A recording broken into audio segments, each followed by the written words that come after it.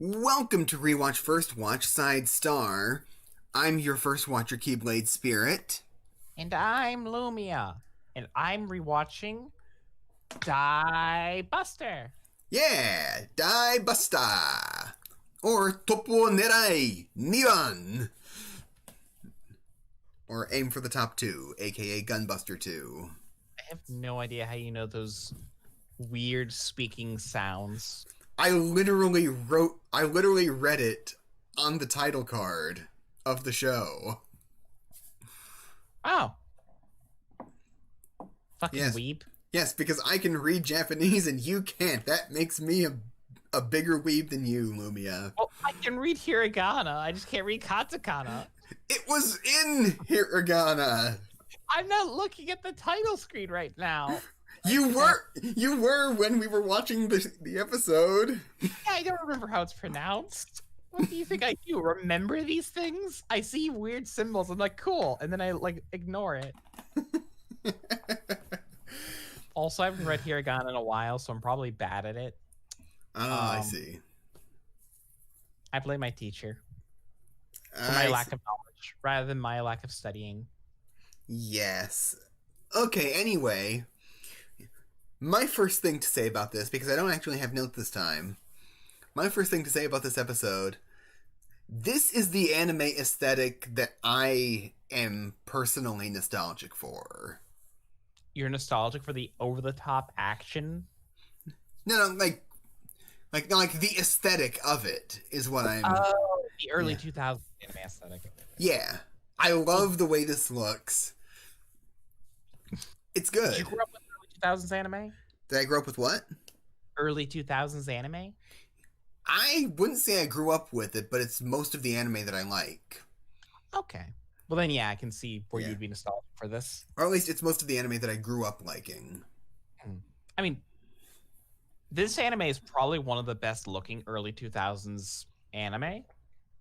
If not the most appealing one, visually. Yeah, definitely. Yeah. Was this before Fooly Cooly? I want to say yes, because I'm pretty sure this was 2005 and Fooly Cooly was 2006. Okay. Okay, so they were probably being worked on around the same time at least. Fooly Cooly came out in 2000. So no, this came out post Fooly Cooly. Okay, cool. Yeah. Okay, so definitely a lot of Fooly Cooly influence here. There is. I mean, there's a lot of references though to old anime and manga though. I mean, a lot of influence. Yeah, lots of influence on... Yeah. I mean, the most obvious one is the giant robo influence. Yeah. And I think that... Okay. Like the, what was it called? The Deek Snoof? Deek Snoif? Something like that? Yeah, I think it's Deek's knife. Okay. I'm gonna say Deek's knife, because you said it like that. The Deek's knife, was that inspired by something that you could tell? I'm not sure off the top of my head, I'm afraid. Okay. It could be a reference to something, but not anything I'm familiar with off the top of my head without doing research. Okay. Because I saw it, and it immediately reminded me of one of the robots from Darling in the Franxx. And it made me think maybe that robot was based on this. Oh, the Mecha himself. Yeah. He's giant robo-esque in a lot of ways, mainly in the sense that he can be piloted from outside of it, which is the gimmick of giant robo. Okay. Except, she can pilot inside of it, which goes back to, Super Robot. So it kind of plays homage to a lot of early Super Robot shows in a sense. Okay. Cool. Yeah. Okay, so the actual robot probably wasn't based on, I think about the name itself. Yeah. Okay, yeah, no. No, he gave me lots of giant robo vibes. There's probably a better robot that might be more familiar. Okay. It's like I was kind of trying to suss out if the robot that I remember from Franxx was based on this one. And it might have just been based on the same robot that this one was based on. I mean, they're not. They give off a similar vibe between these two robots, to me at least. I might just be weird on that. Okay. Yeah. Yeah. Yeah. Mm-hmm. This show also has really good CG, by the way. Yeah, very. Or at least they hide it really well. I mean, I saw it and I knew it was CG. It just blended in well. I was surprised for 2005 or 6. This looks... Yeah. Like, this is kind of the... Like, without it just looking like it's part of the animation, this is probably the best I've seen CG look like. Like, CG in anime that looks like CG. Yeah. Yeah, no, I'm very happy with the CG. I've always appreciated when CG's done well, because I'm not the anti-CG crowd. CG serves a purpose in anime, you know? It's to help complicated shots, you know? Yeah. Like with BNA, you can't ever really tell that it's CG, but they do stuff that could only be done with CG. Yeah. And that's good. Yeah, if it's being used to augment the entire sequence, I think it's good. Like, the CG shots in Kill la Kill were very, very nice.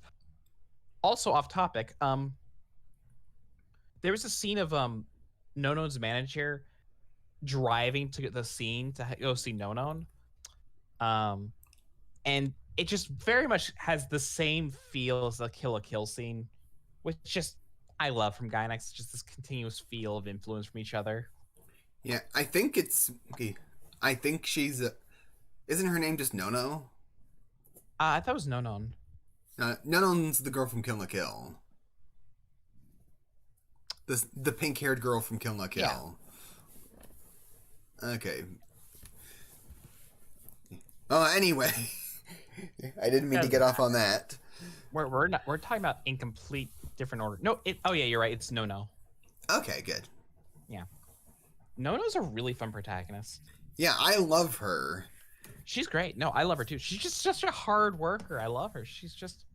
Yeah, I love how when she breaks the plate in the very beginning, and it breaks, like, perfectly down the middle, perfectly straight, my first thought was, oh, is that like an animation trick that they use to make it easy, to make the destruction easier to animate? And then it turns out, no, that's just her thing that she does. She just splits everything. Yeah. They put like this little thing on her head to see if she's a topless, and it just splits without her even doing a thing. Yeah.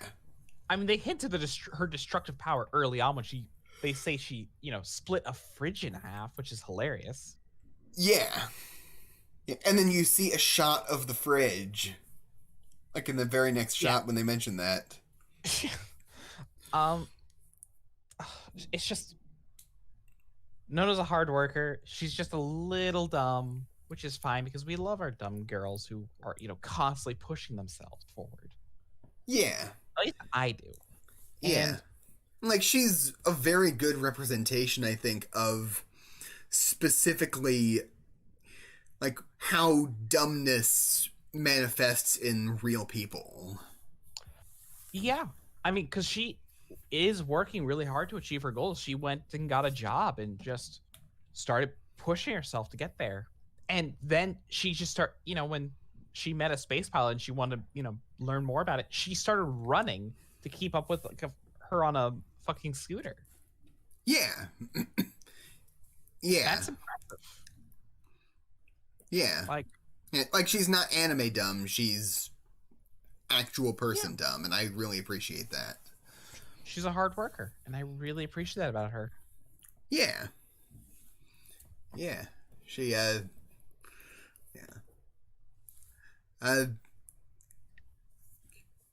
the comedy in this first episode is great. Top notch. Top notch. Absolutely top notch. This show's hilarious. Yeah. This feels like this is probably a very weird comparison. Mm-hmm. Like, this going from Gunbuster directly to this feels like going from End of Evangelion to Gurren Lagann. Yeah. Big I mood whiplash, but I love it. It is. Diebuster is very different from Gunbuster in a lot of ways. As we can see, I forget a lot about Diebuster, honestly, so I don't really remember if it'll hit the same emotional highs as it does for me, but to me, Gunbuster is a very emotional show, and this show's feeling very lighthearted and comedic.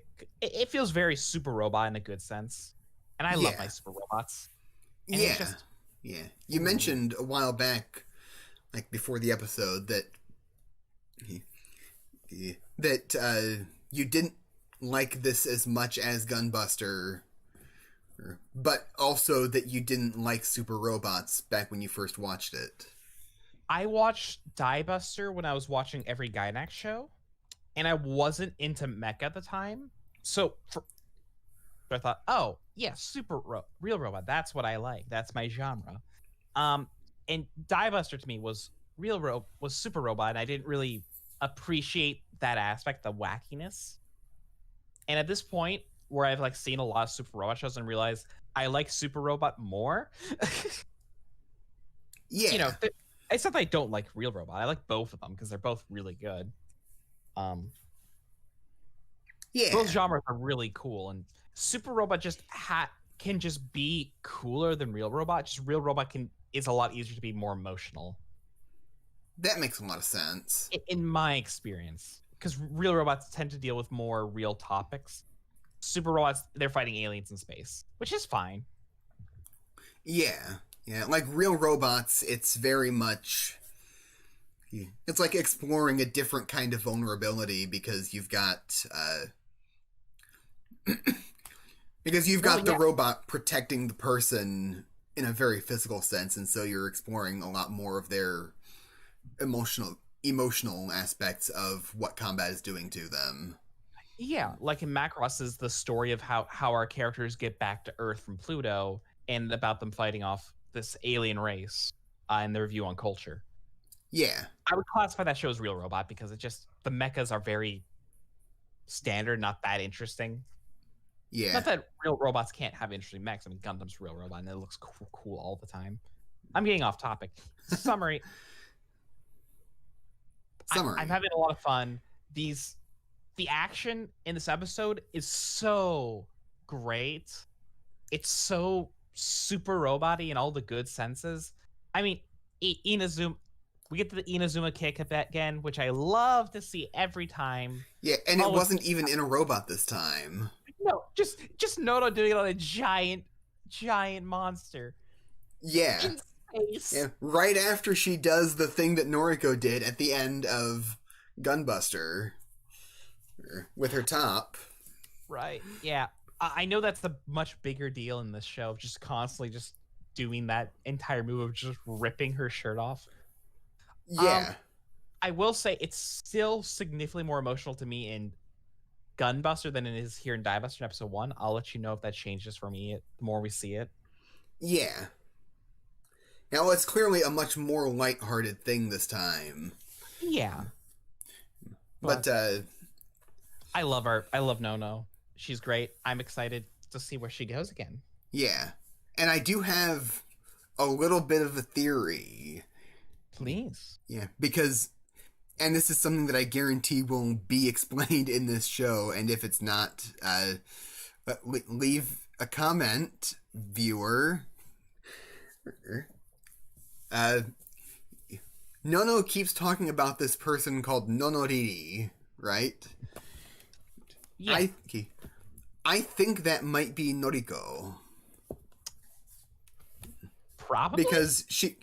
Because Nono seems to really look up to this person, and she also seems to do a lot of things that Noriko did. A lot of the much more iconic things that Noriko did in Gunbuster.